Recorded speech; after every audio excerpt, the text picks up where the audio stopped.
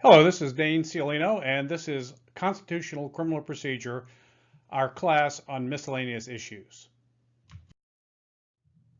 Now, we've spent the entire semester talking about mostly a few limited issues, those that relate to police investigatory work, things like search and seizure, uh, investigatory lineups and show-ups, and efforts by police to obtain statements and confessions.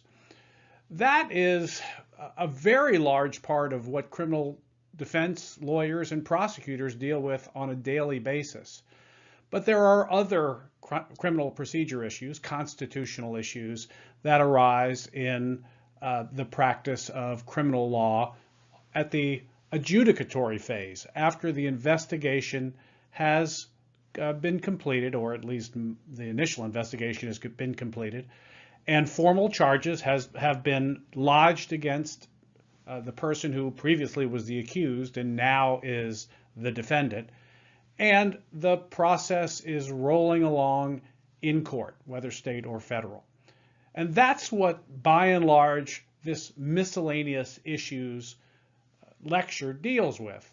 Those criminal procedure issues associated with trials, pleading guilty, convictions, and a whole host of other issues that arise typically after the investigatory phase. All right, so that's what we're dealing with, miscellaneous issues, largely those that deal with the adjudicatory phase of criminal practice. All right, first of all, the Brady obligation. Now, the reason I put this one first is because this has been a particularly nettlesome problem, particularly in Louisiana, and even more specifically in Orleans. Of course, the Brady obligation is an obligation that's imposed upon prosecutors to disclose in a timely manner to the defense exculpatory information. Now, the source of this obligation, and this is a theme throughout today's lecture, is that we're going to look at the source in the Constitution for each one of these constitutional criminal procedure issues, and then go on and talk about the pertinent issues. But the source for this arises from the distinctive nature of what a prosecutor does. Prosecutors, of course, are lawyers, but they are not ordinary lawyers. They are lawyers who wear the flag of the sovereign on their sleeve, at least metaphorically. As a result, they not only represent a client, they represent us. Criminal cases are brought in the name of, for example, United States versus McVie, or People versus Simpson, or State versus Dahmer. These are prosecutions brought in our name. Because of that, prosecutors are thought of as administrators of justice. They are, as a result, they are not just seeking to convict, but they are seeking to do the right thing, to find justice, and also to engage in fair play. Well, part of this fair play obligation is baked right into the ethical obligations in Rule 3.8D. And the reason that I show you this rule of ethics, not because I want to talk about ethics because I'm an ethics guy, but because this ethical obligation that is imposed by rule on lawyers is essentially the same as the constitutional obligation imposed by the Due Process Clause. And what is the obligation? A prosecutor must make timely disclosure to the defense of all evidence or information known to the prosecutor that tends to negate the guilt of the accused or mitigates the offense, for example, might take it from murder down to manslaughter, and in connection with sentencing, disclose mitigating evidence. Now, you don't see the Brady obligation raised in sentencing much. You almost always see it when we're talking about exculpatory evidence.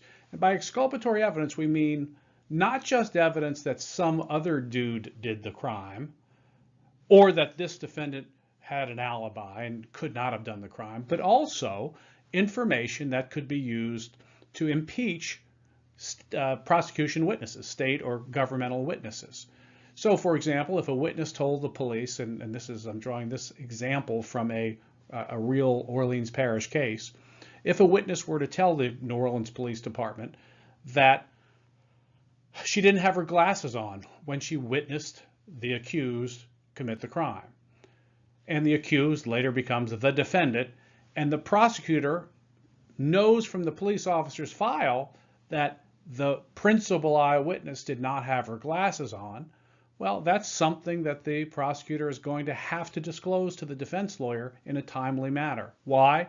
It's not truly exculpatory in the some other dude did it or the defendant didn't do it, but it's useful information for purposes of impeachment, and that is included in the Brady obligation. The source of this obligation, our old friend, the Due Process Clause. Now, I've got the 14th Amendment's Due Process Clause here on the screen, but as you well know, the Fifth Amendment contains a Due Process Clause identical in scope to this 14th Amendment Due Process Clause. So this obligation, this Brady obligation, is rooted in due process, procedural due process, and it is applicable against the states as well as against the federal government.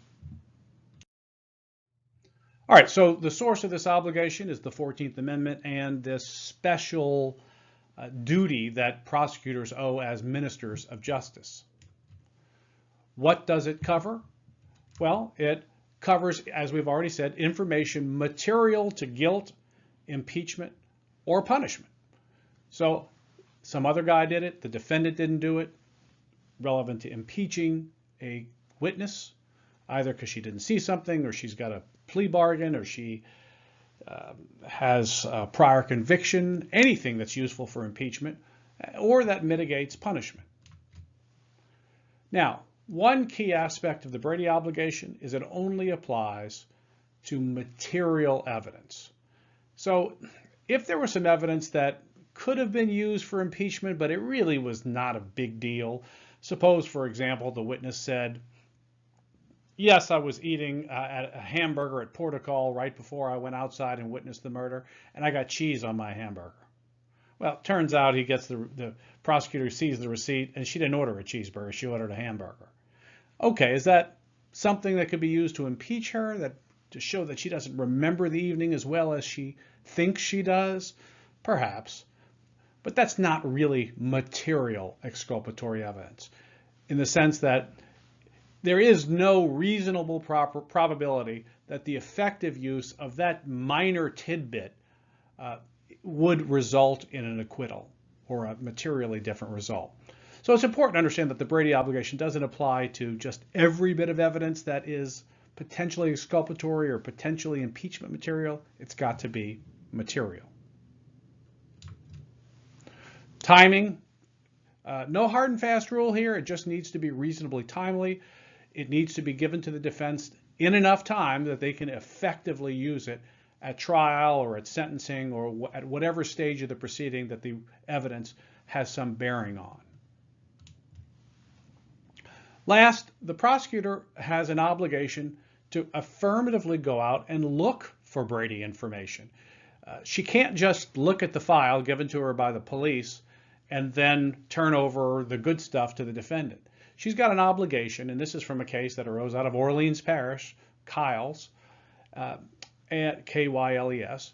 She's got an obligation to affirmatively go to law enforcement and seek out affirmatively exculpatory information. Next issue, the right to confront and cross-examine.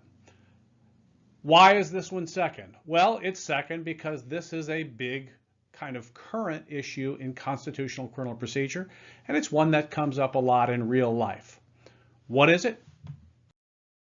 Under, of course, the Sixth Amendment to the Constitution, in all criminal procedures, the accused shall enjoy the right to be confronted with the witnesses against him.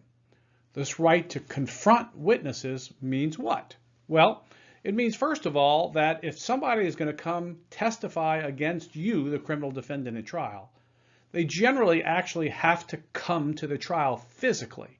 Now, there are times when videotape testimony is okay. For example, you see that in child molestation, child rape cases sometimes, where it would be too traumatic to get the testimony out from the child if she were sitting right in front of the defendant in the courtroom. So there are rare occasions where this testimony can be taken other than through live witness testimony, but it's got to give the defense almost essentially the functional equivalent of the ability to see the person accusing you, generally in person, as I've already said, and then to be able to cross-examine that person by asking that person questions on cross. As we've talked about before, at least we talked about in evidence, cross-examination is supposedly the greatest engine for the discovery of the truth ever invented in human civilization. Now, I'm not sure that's true, but the founders certainly thought that cross-examination was important. It was important enough to them that they baked it into the Sixth Amendment. So what does that mean? What does this right to confront mean, and how does this issue arise in criminal trials? Well, it usually arises in the context of hearsay. Now, hearsay, this is a slide that I use in my evidence class, of course, is an out-of-court statement made by a declarant while the declarant is not testifying at the current trial and is offered to prove the truth of the matter asserted in the statement. So take this hypothetical, and this is the hypothetical on the slide. Suppose that a victim is out in the park and she has called 911 and a friendly police officer arrives at the scene. And she tells the police officer, I was robbed by a person who said his name was D. Well, D is picked up and charged with armed robbery of Vicky victim here. But Vicky victim dies before the trial. And this is the question. Can the police officer come to the trial as he's doing down here in this little drawing right here? Can the police officer come to trial and tell the jurors what he heard from Vicky victim out there on the scene? And of course she said, D robbed me. Well, assume with me, bad assumption, but assume with me that the rules of evidence, the hearsay, some hearsay exception or exclusion, would allow the testimony. And again, there are a number of ways under the rules of evidence that under hearsay exceptions, exclusions, redefinitions, that hearsay can come in. But that's not our concern for today. That was our concern in the evidence class. But for today, we're looking at it from a constitutional standpoint. Does the Sixth Amendment allow the police officer to come to the defendant's trial and put into evidence the hearsay from Vicky victim that he got out on the scene? Well, what's the problem? Obviously, Vicky is not going to be at the trial. He will not have an opportunity to eyeball her, eyeball to eyeball, and confront her right there live in the courtroom. And he won't have an opportunity to cross-examine her. Her testimony would be coming in only as hearsay through the police officer. So our question is, would the Sixth Amendment Confrontation Clause allow that? In a case from not that long ago, Crawford versus Washington, Justice Scalia addressed this question head on. And the issue was, even assuming that testimony can come in under some hearsay exclusion or exception, does the Constitution allow it? Well, the answer is it depends. And it depends on a consideration of these factors. First of all, the rule is that a testimonial statement, now more on what a, quote, testimonial statement is in just a second, but the rule is that a testimonial statement is not admissible against a defendant if these two conditions are met. First, the out-of-court declarant, here it's Vicky Victim, does not testify at this trial and is not subject to cross-examination, and the defendant had no prior opportunity to cross-examine her. So, in my hypothetical, this is a testimonial statement. More on that in just a second. It's not going to be admissible against D in this criminal trial, even if it qualifies for admission under some rule of evidence. The Sixth Amendment is going to keep it out because Vicky did not testify at this trial. She was not subject to cross-examination, and the defendant, in my hypothetical, had no prior hearing or other opportunity to cross-examine her. Now, one critical aspect of this whole discussion is, what is a, quote, testimonial statement? Because this only applies to testimonial statements. Well, a testimonial statement would include a live statement and live testimony and recorded statements. So, for example, my statement in my hypothetical is clearly testimonial. The police officer essentially goes up to Vicky and says, "Who done it?" He asks her that question for the purpose of catching a crook. So he asks her, "Who robbed you?" And she said, "D did." That's a testimonial statement because she's giving it for this purpose, to catch a crook. She's not giving it for some other reason. So any statement, whether it's live to an officer, whether it's a signed written statement, notarized statement, recorded with a tape recorder, or on video, it doesn't matter. If it's given during a police interrogation or during grand jury proceedings, those are all testimonial statements. Now, after Crawford, there was a question, a legitimate question. What are the limits and what are the definitions of what is, quote, testimonial? Well, what is not a testimonial statement would be a statement given to police for some purpose other than simply catching a crook.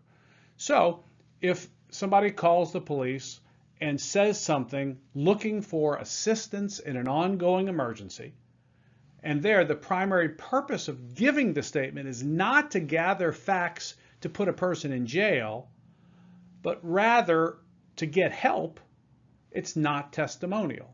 So how do we determine whether a statement is testimonial? Well, as the slide says, evaluate the statement and the actions of the declarant and the person asking the questions, and consider the formality or informality of the interrogation. Classic example of a non-testimonial statement is one given to 911. Suppose what we were trying to put into evidence was Vicky calling 911 and saying, "Help! I need help! A guy named D just robbed me and I'm bleeding. Please send the police and an ambulance."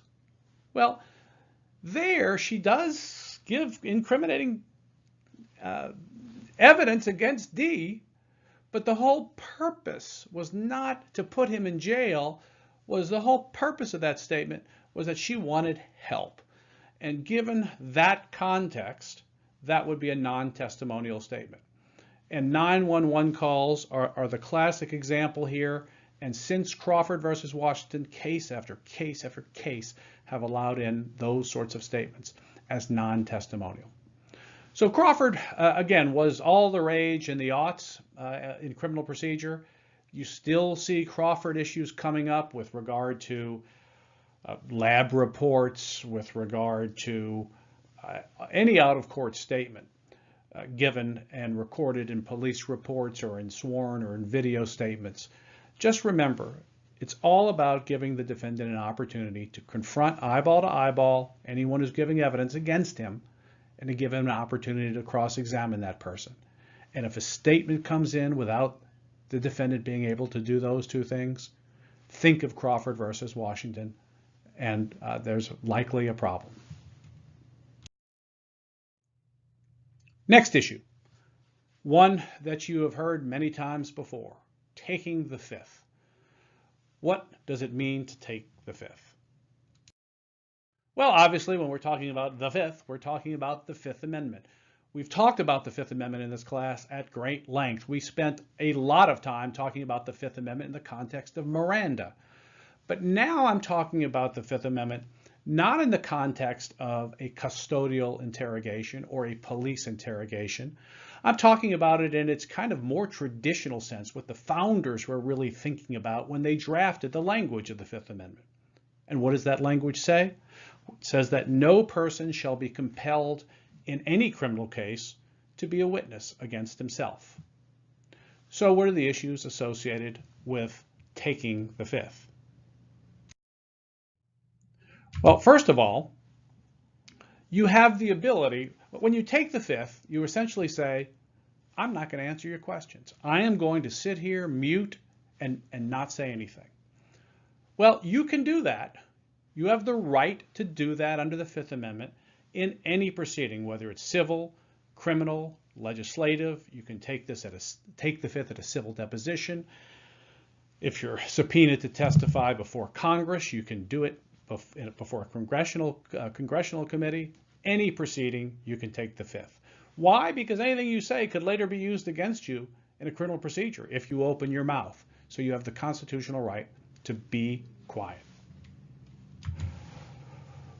Well, having said that, the government or the state does have the ability to overcome the privilege, to make you speak when subpoenaed through giving you a grant of immunity.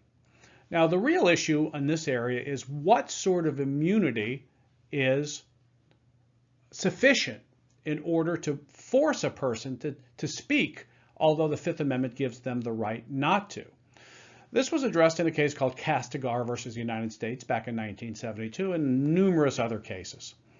And the whole issue there was, is transactional immunity constitutionally required in order to force someone to speak? What is transactional immunity? Transactional immunity is telling somebody, if you speak and say anything incriminating, we can never prosecute you for that crime of which you spoke. So, for example, if you are summoned to testify in a trial because you are alleged to have conspired with the president to pay off a porn star, for example, to get her silence, and that's somehow criminal. You've conspired with the porn star and the president. Well, they really care about getting the president. They don't care much about you, but you won't speak. So they want you to speak. They want to force you to speak. Do they have to give you transactional immunity to make you speak? That is, to give you immunity from whatever you say.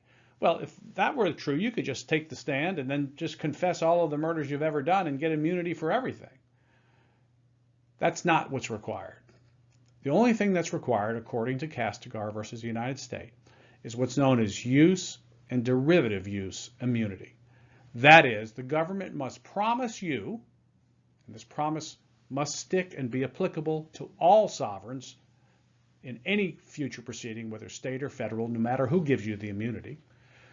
The promise is they will never use any of your statements against you that they have compelled, and that they will not use any evidence derived from any statement that you've given. Use and derivative use immunity. That's the immunity that is typically given to witnesses when the government or the state wants to bust through the Fifth Amendment privilege. Now, some people don't like this. They suggest, you're still putting the boot to a guy's throat and making him talk, and that seems to be a problem under the Fifth Amendment.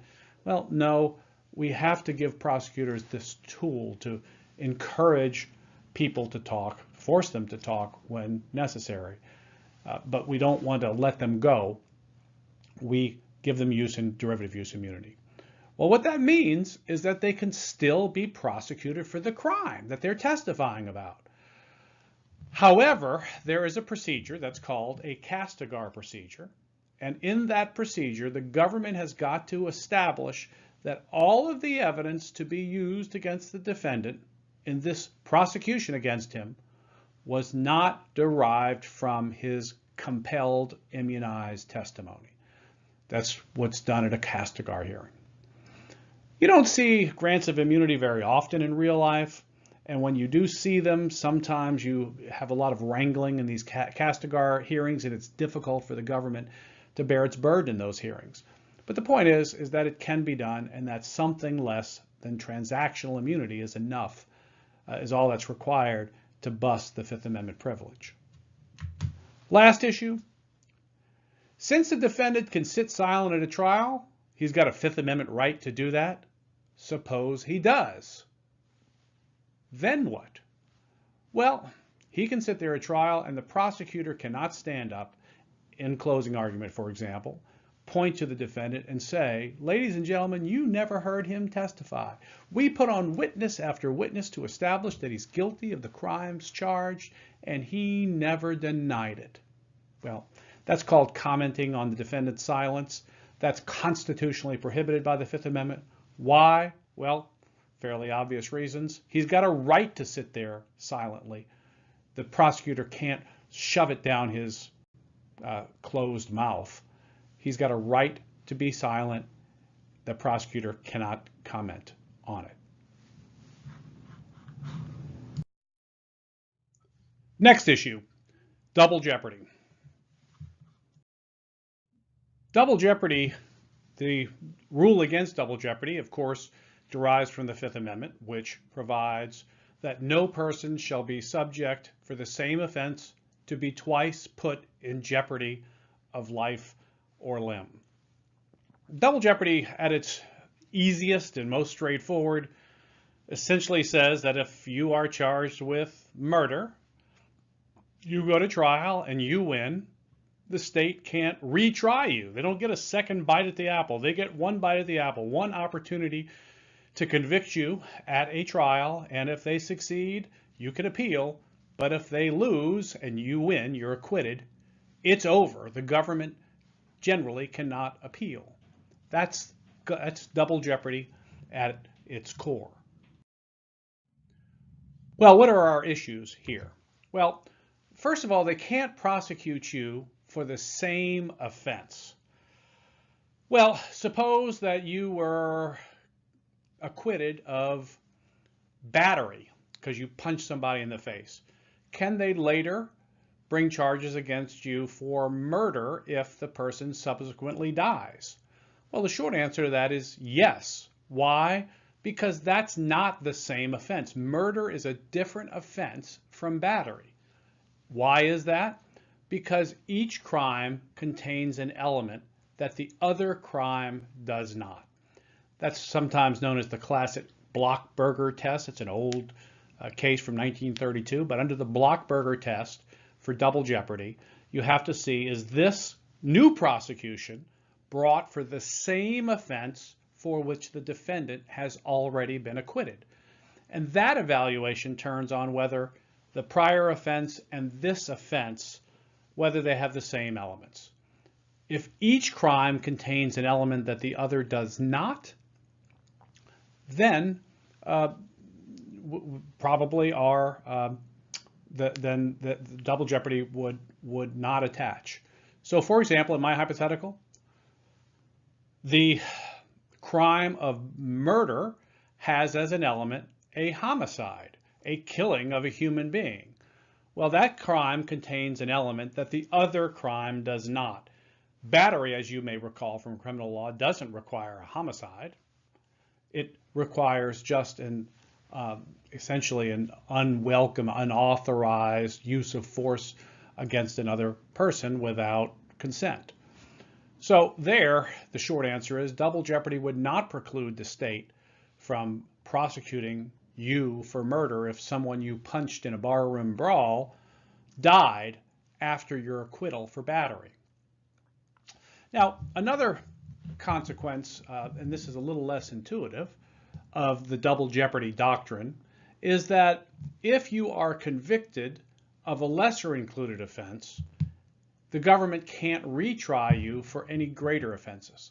So suppose you go to trial in a homicide case. You're accused of killing somebody in a road rage incident. Well, you are found guilty of manslaughter. Well, once you're found guilty of manslaughter, that's essentially an acquittal of murder. So the jury has considered a jury charge at your trial that you are guilty of murder, and they have decided that you are only guilty of manslaughter. Well, that means if you were to get a new trial in your appeal of the manslaughter conviction, that at that new trial you could not be subjected again to jeopardy for murder. Why? Because your conviction of the lesser included offense is essentially an acquittal on the charged more serious offenses. Next issue, when does jeopardy attach? Well, jeopardy is said to attach in a non-jury case when the first witness is sworn, and it's said to attach in a criminal trial once the jury is sworn. So what does that mean? Well, it means once the jury is sworn, generally, the state has got to prove its case beyond a reasonable doubt. It gets one shot after that jury is sworn, and if it doesn't convict you, it is done. Now, there are times when you can, a judge can call a mistrial. For example, if a hurricane is barreling down on the courthouse after that first witness is sworn in the bench trial or after the jury is sworn in the jury trial, we can still have a new trial because those are exceptions to this double jeopardy rule. But generally, jeopardy attaches when the jury is sworn in a jury trial. There are exceptions, as I've already said. Mistrials and appeals by the defendant. If, for example, the defendant loses and says that evidence was admitted at her trial that should have been excluded, either, for example, because of some constitutional reason or because it violated the rules of evidence. Well, under those circumstances, the mistrials and appeals that the defendant seeks, the defendant saying, I want a new trial because there was error that has been committed at this trial, that would be a motion for mistrial, or at my trial that led to my conviction, that would be an appeal. So the defendant is asking for a new trial. If he gets a new trial, the government can retry him. That's what he wants. So he can't then, after getting the new trial, say, nope, jeopardy is attached, you can't try me again. Now, having said that, if there is a reversal for insufficient evidence, there can be no retrial. Now, this is under what's known as the Jackson standard. The prosecution, remember, as I've already said, once it gears up the trial and the jury is sworn, they have one opportunity to convict the defendant. If they forget to put on evidence of a material element, like, for example, suppose in a murder trial, they just forget to mention to the jury that the victim is dead. They put on all kinds of evidence of a shooting and that they're doing CPR on the victim at the scene and he's taken off in an ambulance, but nobody ever says that he died. They just forgot. Well, there's not any evidence of guilt of homicide, of murder. Why? Because there's no proof that the victim died, that one human killed another. So there's no proof of a homicide. Under those circumstances, a reversal for insufficiency of evidence exonerates the defendant. The state cannot try him again. Why? They had their opportunity to put on evidence of all material elements. They failed to. It's over. Last point on double jeopardy, the dual sovereignty doctrine. Now, this is somewhat controversial, but this is the doctrine. If you are convicted of acquitted in, say, state court, can the federal government come and prosecute you for the same crime, with the same elements, with the same witnesses? Short answer is yes. Why? Because just because you've been placed in jeopardy by one sovereign doesn't mean that another sovereign can't try you. So we see this, for example, in some cases where various police brutality cases, the Danziger case in New Orleans, various Rodney King cases, etc., in other jurisdictions, where people have been let off by state authorities, but the federal government swoops in and prosecutes for essentially the same crime. Is that allowed? Short answer, yes, because the same sovereign is not putting you again in jeopardy. It's a different sovereign. Next issue, right to trial by jury. Now, the Sixth Amendment provides as follows: in all criminal prosecutions, the accused shall enjoy the right to a speedy and public trial by an impartial jury. Well, of course, jury trials are a routine part of the criminal justice system, but there are a few issues associated with this Sixth Amendment right. First of all, what aspects of a criminal trial are subject to this right to trial by jury?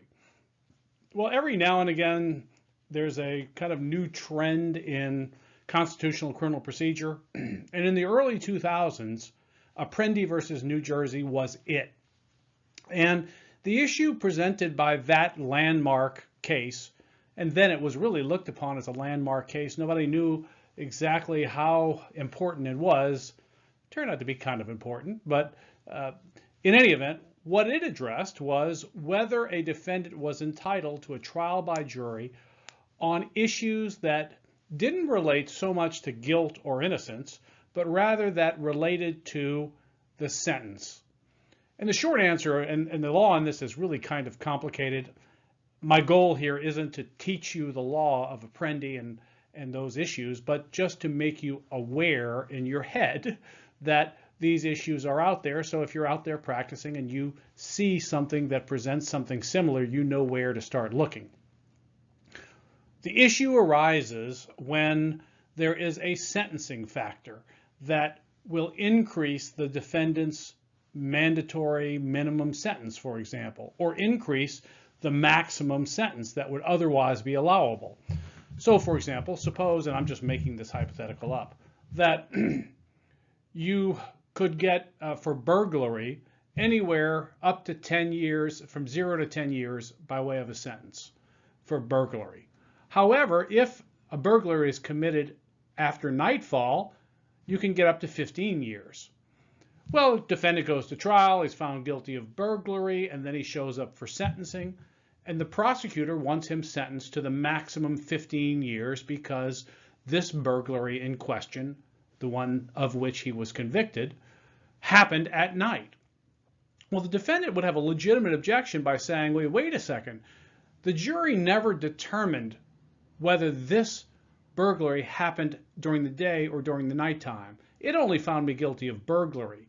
If I'm going to be subject to a sentence in excess of 10 years, to open up that extra 5 years worth of headroom in the statutory maximum, I had a right to a trial by jury on that issue because it was material to my sentence.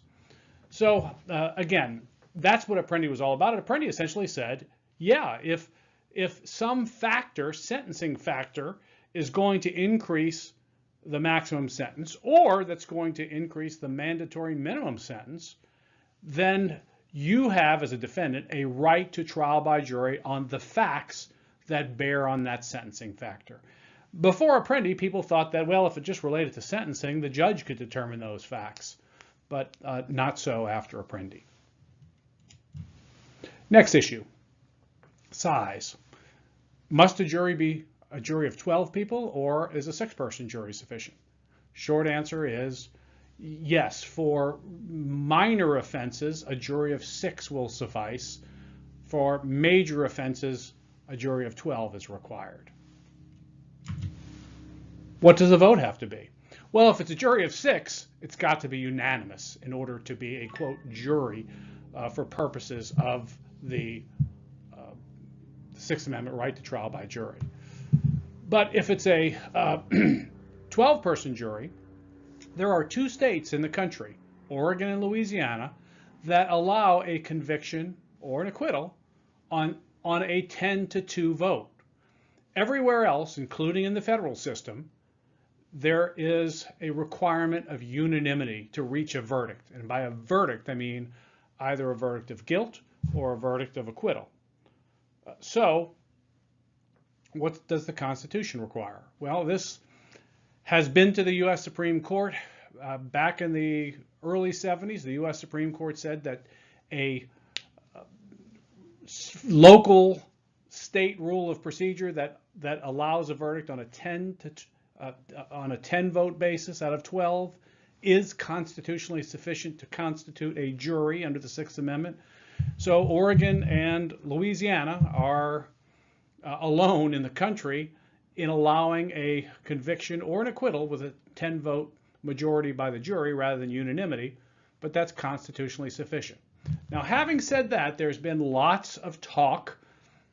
There have been bills filed in the Louisiana state legislature. There have been constant challenges to this because the framers, when the framers adopted the Sixth Amendment, they understood a jury to mean 12 people unanimous. So they never heard of anything less than a unanimous jury. So if one was a pure originalist, one would say that the framers meant unanimity to be a jury. I thought at some point when Justice Scalia was alive that he would take up the mantle of that fight, but he really never did. And the issue is, although it continues to percolate up from the constitutional swamp, it just never has moved the Supreme Court to grant cert to reconsider this issue. So right now, unanimity is not required on a 12-person jury. 10 votes is enough for the purposes of the Sixth Amendment, but for a 6-person jury, it must be unanimous. Last issue, peremptory challenges. Now, of course, when you're picking a jury, you can challenge jurors for cause. For example, a juror says, I cannot be fair, I don't believe in the death penalty. Well, that juror can't apply the law as written, and they must be excused because we don't want lawless people serving on juries. But there are peremptory challenges that both the prosecution and the defense have as a matter of right under the Louisiana Criminal Code and under most criminal codes.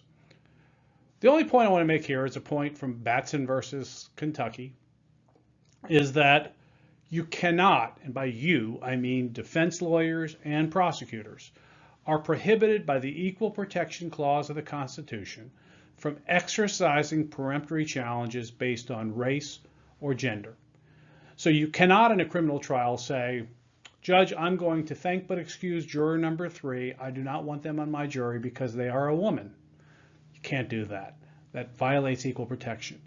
You can't, if you are representing a defendant in a case and race matters to your defense, you can't exclude jurors because they happen to be white or they happen to be African American.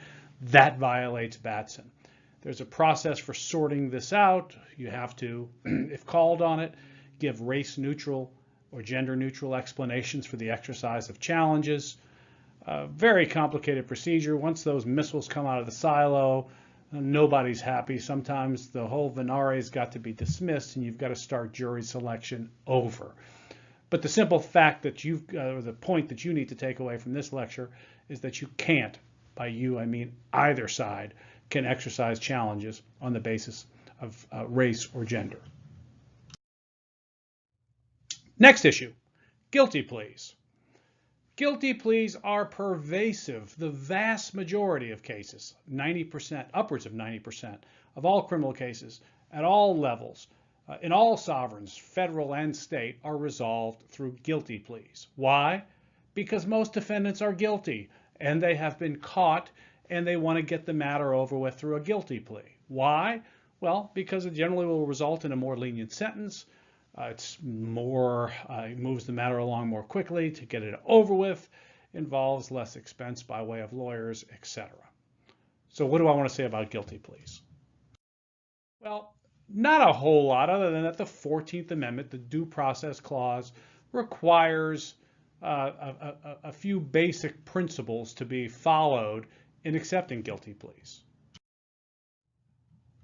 First, under Boykin versus Alabama, and Boykin is a very famous case by name because of the process of Boykinization. You'll hear that if you're a criminal defense lawyer.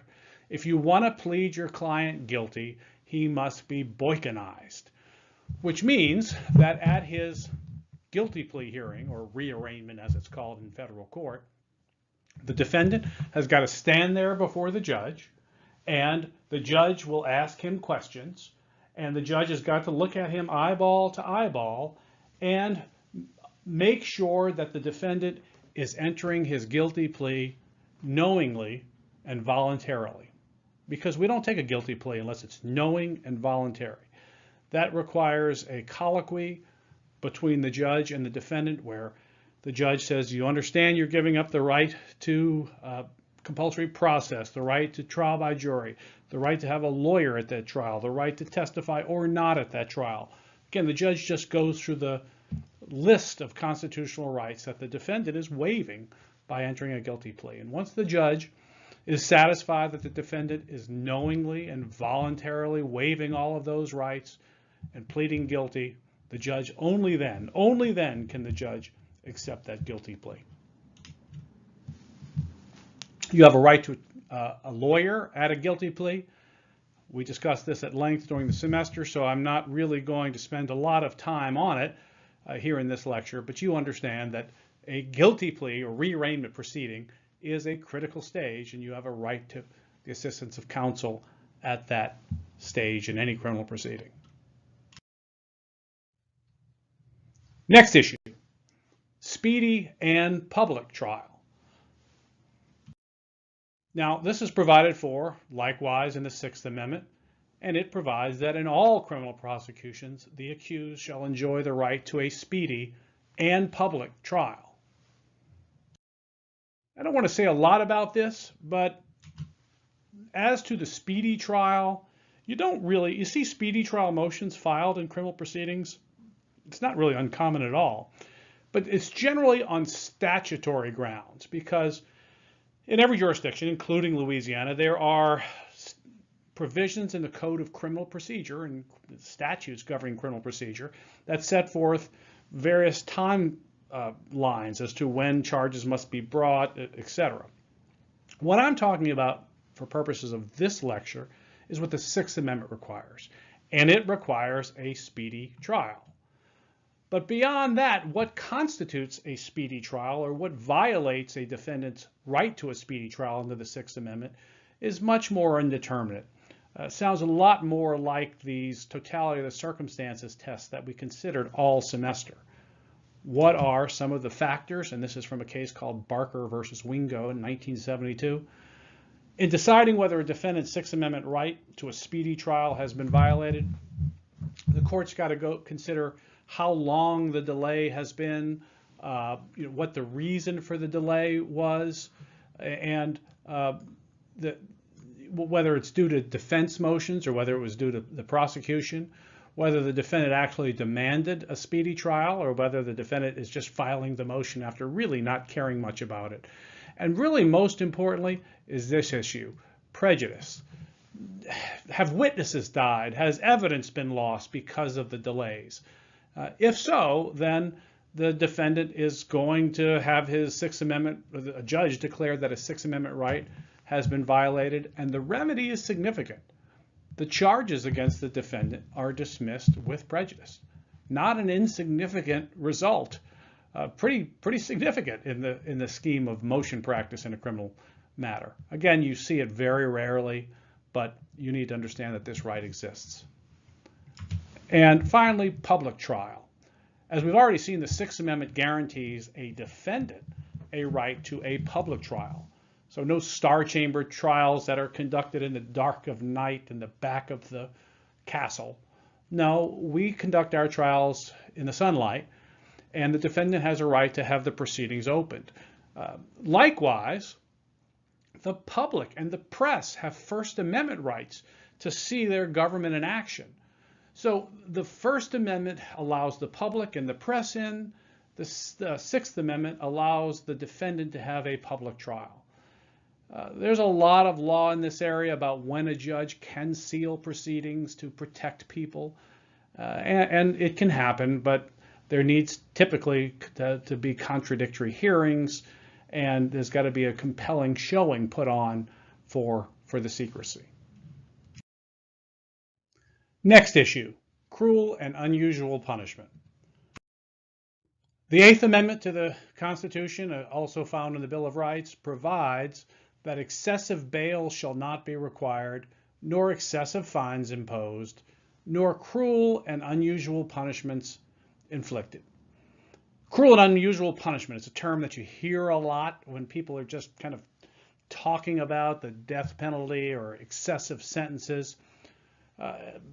This amendment does have some meaning, of course, particularly when it comes in two contexts.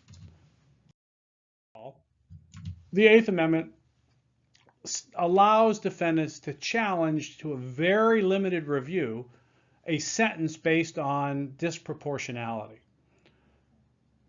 The law in this area is somewhat confused, but the essence of it is this. If a defendant is convicted of a relatively minor crime and gets a grossly disproportionate sentence, for example, suppose the defendant stole some bubble gum from a convenience store and he gets a 30-year sentence for stealing bubble gum. Well, I can tell you that that sentence probably would violate the Eighth Amendment as being cruel and unusual, being disproportionate to the offense involved. Now, having said that, there are cases involving 3 strikes, you're out statutes where people who have stole bubble gum after 2 prior offenses have gotten life sentences. Not bubble gum, but you know the point I'm trying to make. And sometimes those sentences are affirmed and not found to be cruel and unusual because the person was convicted and sentenced under an habitual offender type statute.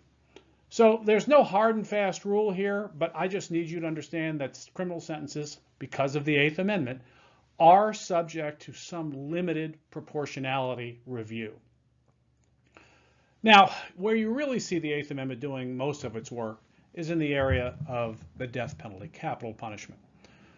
And what limitations does it impose? Well, first of all, it limits the types of crimes and the types of offenders who are eligible for capital punishment. As to the types of crime, only for crimes of violence, intentional and reckless homicides can subject a person to the death penalty. Landmark case in this area, of course, came out of Louisiana, where Louisiana allowed the death penalty for rape of a juvenile. The U.S. Supreme Court said, no, that's disproportionate. We only allow the death penalty for crimes of violence if they result in death. Now, they don't have to be intentional homicides. They could be reckless homicides, with homicides that are done with intentional indifference to the value of human life. But nonetheless, we still need a dead body in order to make another dead body through capital punishment. Now, that's true with regard to violent crimes. Treason, death is still allowed for that. That is something that is as old as the Republic itself. And I don't think that would ever be cruel and unusual, even though modern sensibilities may disagree. As to offenders, you cannot execute someone who commits a crime, a homicide, for example, as a juvenile. You can't execute someone who is incompetent. You can't execute someone who has, who's essentially retarded is the old phrase, but someone who has diminished intellectual capability and significant adaptive behavioral problems. So someone typically with an IQ lower than 70 with adaptive behavioral problems, they can't kind of run their own lives. Those sorts of people are ineligible to the ineligible for the death penalty under various U.S. Supreme Court opinions. And then finally, in this area, if the death penalty is authorized for a crime because it's a crime of violence, it's a homicide, and the person is a major and not mentally retarded, not incompetent, not a juvenile, there are various prerequisites. Now, death penalty law is very complicated, and I can't even begin to stick my toe into the water of death penalty, the regulations on the state and the federal government when a sovereign seeks to kill one of its own through the death penalty. But you need to understand that there are special rules, and if the only takeaway you get from this lecture is there are special rules, this is not something to wade into and to dabble in. If you want to do death penalty work, you've got to dive in and really learn the area of the law. But just by way of scratching the surface, to mix metaphors, the state has got to give you notice at the very beginning that it's seeking the death penalty. They've got to be clear standards. You can't make death eligible for example, heinous crimes. No, you've got to define with more particularity and specificity what crimes, the crimes for which death is authorized. And you can't make death mandatory. You have to be able to give the sentencing, usually the sentencer's a jury, the sentencer sufficient information. You've got to allow the defendant to put on whatever mitigating factors he wants to put on, and you have to give the jury discretion. You can't make it mandatory. They have to be able to consider aggravating factors, mitigating factors, and after weighing and balancing the aggravators against the mitigators on the scales of death, then they have the discretion to decide whether to impose the death penalty or life without benefit of parole or whatever the alternatives are.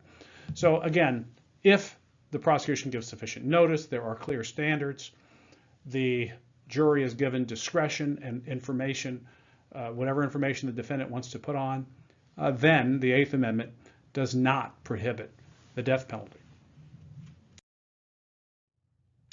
Last issue, and a quick one, the burden of proof. The 14th Amendment, of course, we've seen it many times, requires that there be due process in all criminal prosecutions. Well, part of what due process guarantees is that a person will not go to jail unless the state or the federal government proves each element of the charged crime beyond a reasonable doubt. This is based on that fundamental principle that we would rather 10 guilty people go free than one innocent person be incarcerated. That's the price we pay for due process. Beyond a reasonable doubt is the standard, and any lesser standard, whether by way of mandatory presumptions or bad jury charges, anything that lessens the state's burden of proof at trial is unconstitutional under the Due Process Clause. Last point, on appeal, if the state does not prove beyond a reasonable doubt any material element, if a crime has got 5 elements and they fail to prove beyond a reasonable doubt even one, and to use the standard, if no reasonable juror could find that every element of the charged offense was proved by the prosecutor beyond a reasonable doubt, then under Jackson versus Virginia, the classic standard for sufficiency review on appeal, the appellate court must reverse the conviction. And again, as we've already said, that person can't be retried. Double jeopardy doesn't apply to that. Why? Because the state's got one opportunity to prove the defendant guilty beyond a reasonable doubt. And if the state doesn't do it, then it's over. Well, that about does it for us. That does do it for us in this class. We have covered in this lecture a lot of miscellaneous topics. Again, topics that relate to the adjudicative process. These are fair game for the exam, but certainly in no more detail than we've gone into in this. Again, the most important thing is that you be able to spot these issues. You understand that there is deeper law lurking beneath them in case these issues come up in your practice. Thank you for listening.